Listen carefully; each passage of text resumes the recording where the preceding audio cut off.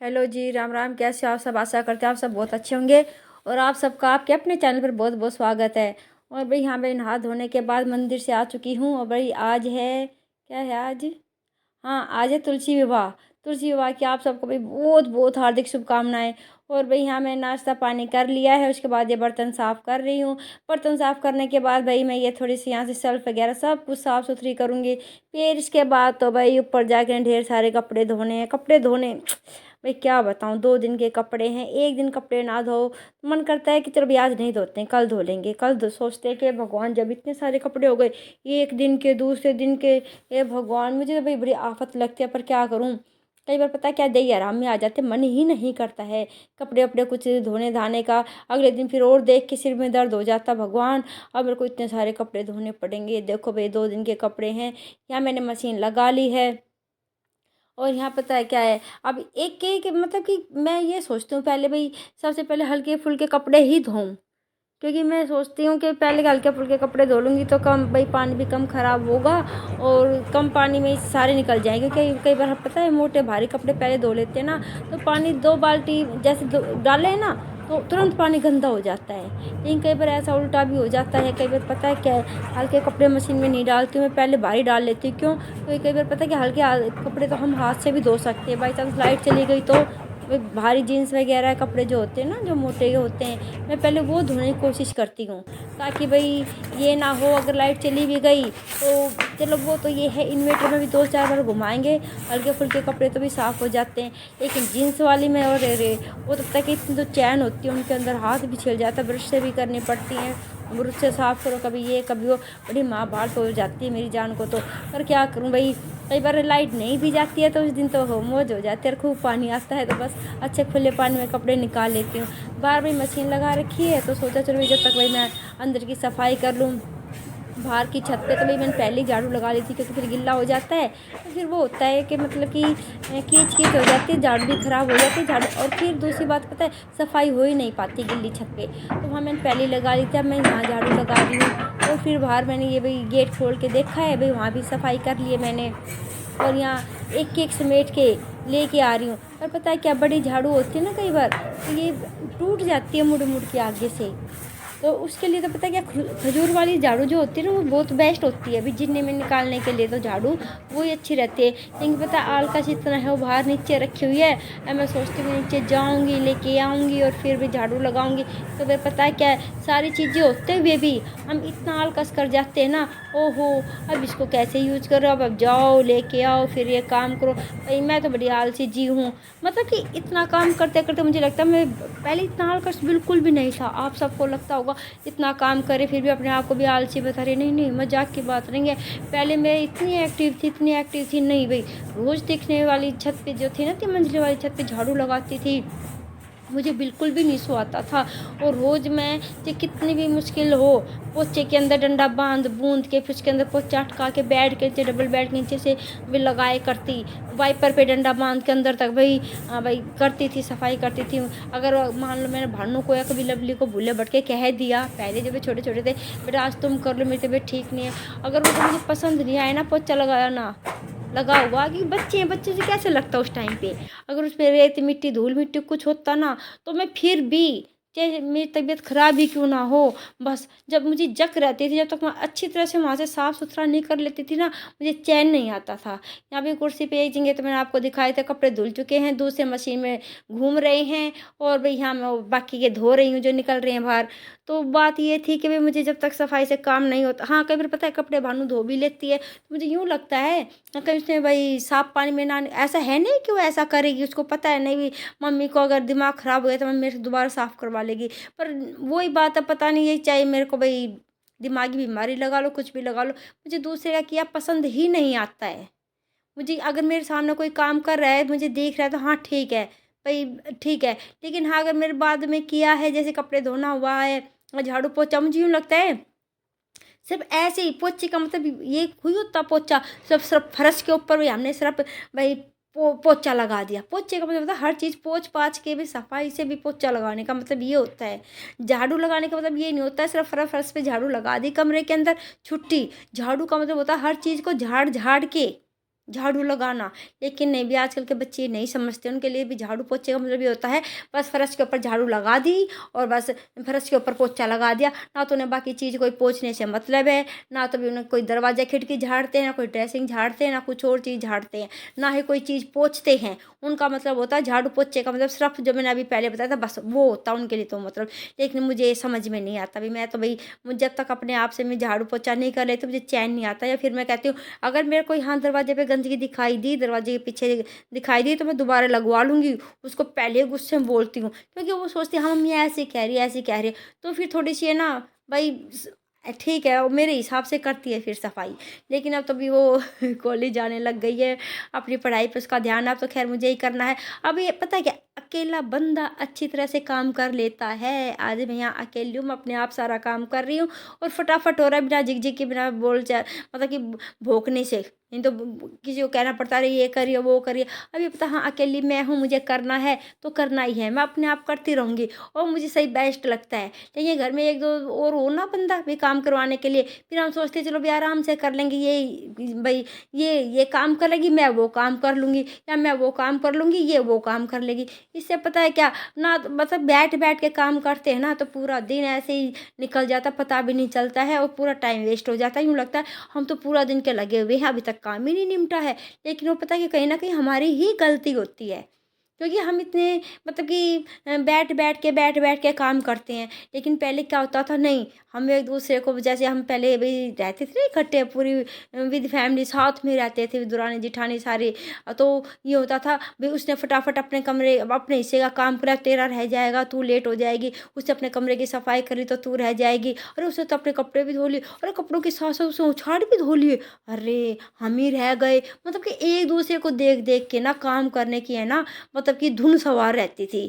चाहे कितने भी थक गए हों, यूँ लगता था अरे उससे कमरा इतना साफ है, उसने ये चीज़ बना के अपने हाथों से लगाई है। पहले उस टाइम की बात बताओ जब हाथों से क्रोशिया से अपने हाथ से बुनाई सिलाई सब कुछ करते थे। लेकिन अब तो टाइम है ही नहीं, गया वो टाइम भई। अब हर चीज़ बाज़ार की आ गई है, ना तो उसमें वो प्यार है, ना मोहब्बत है। नहीं तो पहले तो बंदरवाल बनाते थे या भई पाइप की गुड़िया बनाते थे, उसको दुल्हन बनाते थे, पता नहीं क्या-क्या बना के टांगे करते, थाल-पोश, मेज़-पोश, टीवी कवर, फ्रिज कवर, वो क्रोशिये का, मतलब कि इतना अच्छा लगा करता। सिलाइयों की हम शॉल बनाते थे, ऊन सिलाई के।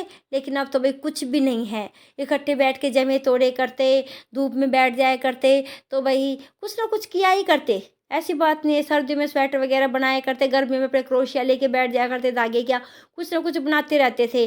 भई क्रोशिये की भई बनियान बना ली, क्रोशिये के भी एक बोलते हैं ना बेडशीट, भई चद्दर बना ली, भई क्रोशिये के ही पिल्लो कवर। लेकिन भई वो बात तो भई जब ही थी, ये बात है जब 1975 की, सॉरी 75 की कह रही हूँ मैं 1997 की, 1990 की बातें हैं ये, जब ये मतलब सारे काम हुआ करते थे भाई। पर अब तो कुछ भी नहीं है, बहन बेटी एक दूसरे के पास बैठे करती, कोई किसी का सिर देख रही है, कोई किसी की मसाज कर रही है। मतलब कि अब तो वो बात है ही नहीं, बिल्कुल भी नहीं है, चाह कर भी नहीं है। पर करे तो अब क्या करें। और देखो भाई अब क्या कर सकते हैं, वो टाइम तो भई चाह के भी वापस नहीं आ सकता। बस एक दो बस यूँ ही रह जाती हैं यादें आके भी, हम यूँ किया करते, यूँ किया करते। कई बार तो पता अपनी सहेलियों की बहुत याद आती है, पर उस टाइम पे ना तो फ़ोन थे, म मतलब कि सेल फ़ोन तो बहुत दूर की बात है, लैंडलाइन भी नहीं थी। हैं? किसी से बात करनी हो ना जब तो पता है अब टेलीफ़ोन बोलते थे, टेलीफ़ोन नंबर दे दे अपना टेलीफ़ोन नंबर। अब तो फ़ोन हो गया, मोबाइल बोल देते हैं, कुछ भी बोल देते हैं। लेकिन भई अब ना तो हमें ये पता हमारी सहेलियाँ कहाँ हैं, कहाँ नहीं हैं। भूले-भटके 1-2 सहेलियाँ बाई चांस ही मिल गई हैं। लेकिन अब तो भई पता है जो और भी थी, जोगेश थी, कामनी थी, कविता थी, कविता मलिक थी, पता नहीं कितनी सहेलियाँ थी। अब तो भई कोई नहीं है, बस एक सुनीता शौकीन ही मुझे मिली थी मिली बस। और तो अब इतने दिनों में मुझे कोई भी सहेली नहीं मिली। मैं सोचती हूँ भगवान मेरी जो ये मैं व्लॉग बनाती हूँ इसके ज़रिए ही कोई सहेली मुझे पहचान ले, मेरे से कॉन्टैक्ट करे। लेकिन पता नहीं भाई ऐसा हो सकता है या नहीं हो सकता है। लेकिन फिर भी कहते हैं ना, उम्मीद पे ही दुनिया कायम है। कोई तो मिलेगी, कभी तो मिलेगी। पर अभी तक तो भई एक ही मिली है, सुनीता शौकीन। उसका नाम है भाई। और शायद वो देखेगी तो पहचान लेगी। बस वही मुझे मिली थी, वो भी मैं अपने बेटे के भाई पेपर दिलवाने गई थी। मैंने उस लड़का को पहचाना, उसने तो मुझे पहचाना भी नहीं। मैंने कहा तेरा नाम सुनीता है ना? एक बार तो मेरी तरफ ऐसे दीदे फाड़ के देखने लगी। फिर मैंने दोबारा फिर रिपीट किया, माँ सुनीता शौकीन ना? फिर कह रही हाँ तो। मैं हाँ तो क्या मतलब? फिर मैं बोली जा, मैं कहा तू नजफगढ़ से है ना? मैं तो ऐसे ऐसे स्कूल में पढ़े करती ना। बोली तू कैसे जानते? मैं जब मैं ना बताती। मैंने ऐसे बोला ना उसको, मैं तो मैं तेरी क्लास में ही थी। फिर कह रही ये बता दे, ये बता दे, ये बता दे। मैंने फिर बड़ी मुश्किल से अपना नाम और ये बताया कि हाँ फिर कह रही अरे अरे ये कमीनी कमीनी करके ना फिर गले लगी। मेरे को मतलब मेरे को तो देखो इतने साल बाद वो मिली मुझे, 25 साल बाद मिली। तो मैंने उसको एक झटके में ही पहचान लिया उसकी आवाज़ से। लेकिन मतलब कि उसकी शक्ल भी चेंज हो चुकी थी बिल्कुल। मैंने फिर भी उसको पहचान लिया। लेकिन देखो भाई, मेरी शक्ल कुछ खास नहीं बदली, लेकिन उसने मुझे फिर भी नहीं पहचाना। मुझे बहुत बुरा लगा। मतलब कि मैं तो उसको अपना बेस्ट बेस्ट फ्रेंड समझती थी, लेकिन वो मुझे अपना बेस्ट फ्रेंड नहीं समझती थी। इसका मतलब यही हुआ ना। कई बार हम पता नहीं किसके बारे में क्या क्या सोच के बैठते हैं। भाई वो बंदा भी हमारे लिए भाई यूँ सोचे करते, मुझे वो मिल जाएगी तो मैं इतनी बातें करूँगी, वो मिलेगी तो इतनी बातें करूँगी। लेकिन ऐसा कुछ नहीं होता है भाई। मतलब कि हम जिसके लिए जो फीलिंग रखते हैं, जरूरी नहीं कि अगला भी हमारे लिए वही फील करता हो। ऐसा भी ज़रूरी नहीं है। अरे ऐसा ये है कि भी मेरी एक सहेली थी जोगेश, जोगेश सहरावत। वो मेरी इतनी बेस्ट फ्रेंड थी कि मैं क्या बताऊँ। कई बार तो मुझे अभी भी लंका सपने में आ जाती है। लेकिन पता है, और वो 2 बहनें थी। एक का नाम तो था जोगेश और एक का नाम था नरेश। वो दोनों बहनें थी। और भी वो मेरी दोनों ही बहन जो थी ना, मेरी बहुत बेस्ट फ्रेंड थी। लेकिन पता नहीं वो कहाँ है कहाँ नहीं है। बड़ी बहन का तो भाई गोला गाँव में, गोला डेयरी जिसे बोलते हैं ना, वहाँ शादी हुई थी। अब नहीं पता, अब बहुत सुनी सुनाई बातें हैं ना। तो मेरा कॉन्टैक्ट नंबर है कुछ भी तो नहीं है। मेरी इतनी सहेलियाँ थी, मिलने का कई बार बड़ा मन करता है, पर शायद मैं ना मिल पाऊँ उनसे कभी। और क्या पता भी चमत्कार कभी हो जाए, जैसे मुझे सुनीता मिल गई, शायद वो भी मिल जाएँ। पर देखते हैं भई। और भई यहाँ पे भी मैं अपना नाश्ता पानी बना रही हूँ। नाश्ता पानी दोपहर के खाने की तैयारी हो रही है भई। अब मैं दोपहर के खाने की तैयारी कर रही हूँ, लगभग 2 बज गए हैं। मैं सोची फटाफट सबके लिए बना के रख दूँ। लेकिन मैं बना रही हूँ लहसुन के पराठे। क्योंकि पता है क्या, मैं तो लहसुन, नमक, मिर्च कूट के और इसमें भी अपने पराठों में भर लूँगी। भई हम तो गाँव के हैं, हम तो ऐसे खा लेते हैं। मेरे पापा तो पता क्या, पापा जी क्या करते थे, भई अदरक, लहसुन, प्याज़ सब कुछ उसके अंदर डाल लिया करते और भी पराठे बनवाया करते हरी मिर्ची के। मैं मेरे को इतने स्वाद बने करते, मैं क्या बताऊँ। लेकिन ये पता है, ये लवली के पापा ये नाक मुँह सिकोड़ते, नहीं लहसुन के नहीं, लहसुन के नहीं। हम तो भई हरियाणा के, हम तो रायते में भी, चाहे वो गाजर का हो, चाहे भई उसको क्या बोलते हैं बथुए का हो, हम तो भई उसका तड़का देते हैं भई लहसुन का। छोंक मारते भी इतने बढ़िया लगते हैं, मैं क्या बताऊँ, मुझे तो स्वाद लगते हैं भई। और कभी मुझे नहीं पता उनको अच्छे लगेंगे या नहीं लगेंगे। पर कभी आप ट्राई करके देखना, जब कोई आस-पास कुछ सब्ज़ी ना हो और आपको बहुत ज़बरदस्त भूख लग रही हो ना, तो आप यही करना।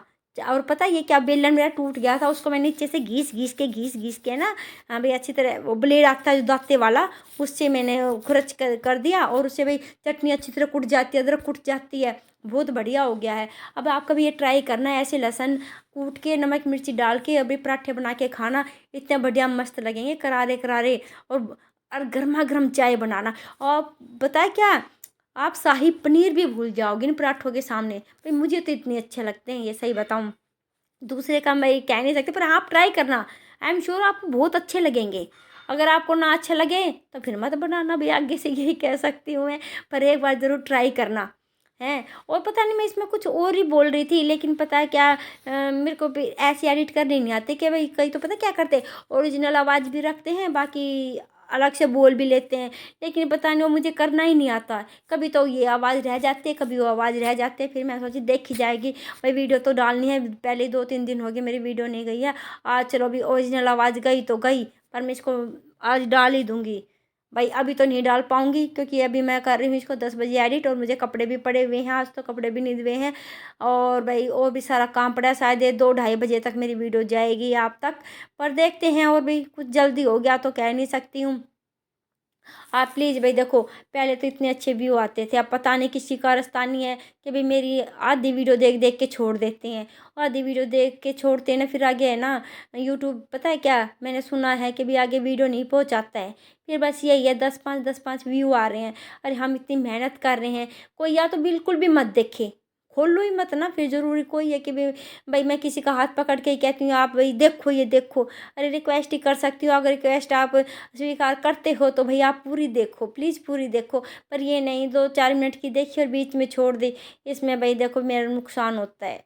भाई चाहे मेरा कोई अपना रिश्तेदार है, चाहे कोई भी, अभी हाथ जोड़ के प्रार्थना है, प्लीज़ प्लीज़ मेरे साथ प्लीज़ ऐसा मत करो अगर आपको नहीं देखनी है। पर हाँ भाई, कई सारे रिश्तेदार भी तो ऐसे नहीं होते जो मेरा भला चाहते हों। कई बार हम जितना सोचते हैं ना कि हमारा अच्छा ही करते होंगे, पर ना, वो ही हमारे साथ ये कारस्तानी कर जाते हैं।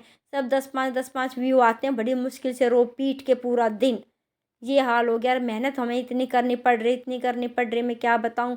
जो भाई बनाता है ना वीडियो, बस उसी को पता है। लेकिन गंदी संदी होती ना वीडियो, अरे अरे अरे बाप रे, उस पर तो इतने व्यू आते, इतने लाइक आते, बस पूछो मत, बहुत बढ़िया तरीके आते हैं। लेकिन हमारी है ना साफ सुथरी अपनी, भाई हम घर का ही दिखा रहे हैं, हम क्या कर रहे हैं क्या नहीं कर रहे हैं, भाई क्या, भाई हमारे हालात चल रहे हैं। लेकिन इनको किसी से क्या कोई साहूकार नहीं है आज के टाइम में। मैं मैं हम तो बल्कि किसी के बारे में सोच के अपना काम कर रहे हैं, कोई कैसे क्या कर रहे हैं देखने में कितना अच्छा लगता है कि चलो भाई हम काम करके बैठे हैं आराम से, कुछ काम नहीं, हम देखते हैं अब दूसरा कैसे काम निपटा रहा है। लेकिन हर कोई हमारे जैसा नहीं सोचता। आजकल तो बस तो वो ही है, चोली के पीछे क्या है, और ऊट पटांग गाने और ये और वो, और घाघरी उठा उठा के दिखा रही हैं ये और वो। और भाई पता नहीं कैसे मियाँ बीबी सबके सामने ही चुम्मा चाटी कर रहे हैं। भैया ये पसंद आ रहे हैं लोग बागों को, बताओ ये देख रहे हैं। उसमें भर देखती हूँ ना, राम जी इसमें लाइक करने वाली क्या चीज़ थी, भाई भर भर के लाइक है उनके, और व्यू तो पूछो ही मत कितने हैं। और उनके सब्सक्राइबर तो थोड़े से हैं, और भाई उनके मतलब कि देखने वाले इतने मिलियन में पहुँच रहे हैं।